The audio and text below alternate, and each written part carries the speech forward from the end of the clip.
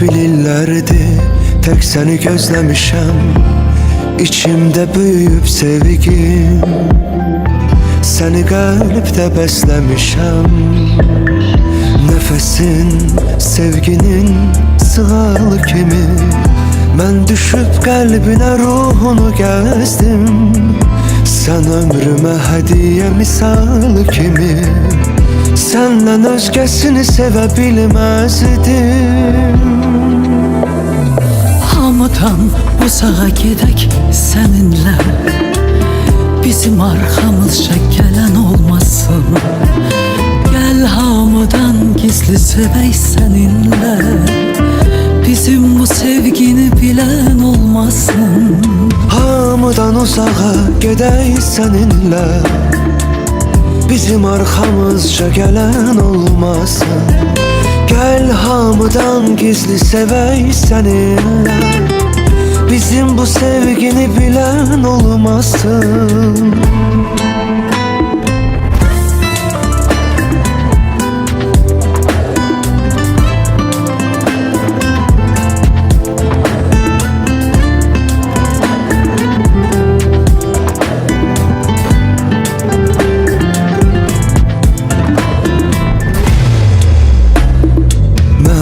Elə bilirlerdi tek seni gözlemişem. İçimde büyüyüp sevgim, seni kalpte beslemişem. Nefesin sevginin sığalı kimi, ben düşüp kalbine ruhunu gezdim. Sen ömrüme hediye misal kimi, senden özgesini sevebilmezdim. Hamıdan uzağa gedək seninle, bizim arkamızca gelen olmasın.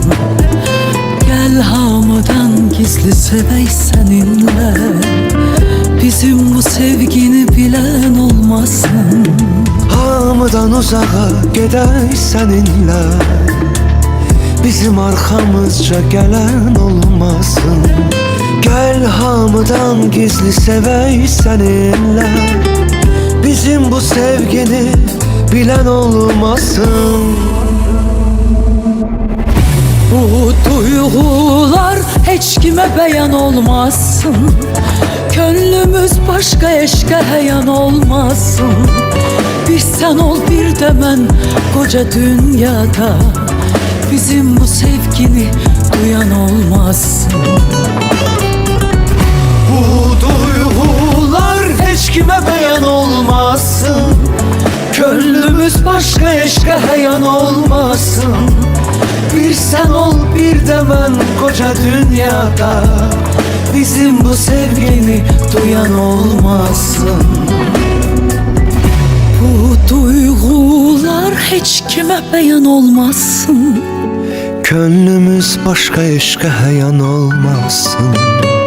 Bir sen ol bir de ben koca dünyada, bizim bu sevgini bilen olmasın.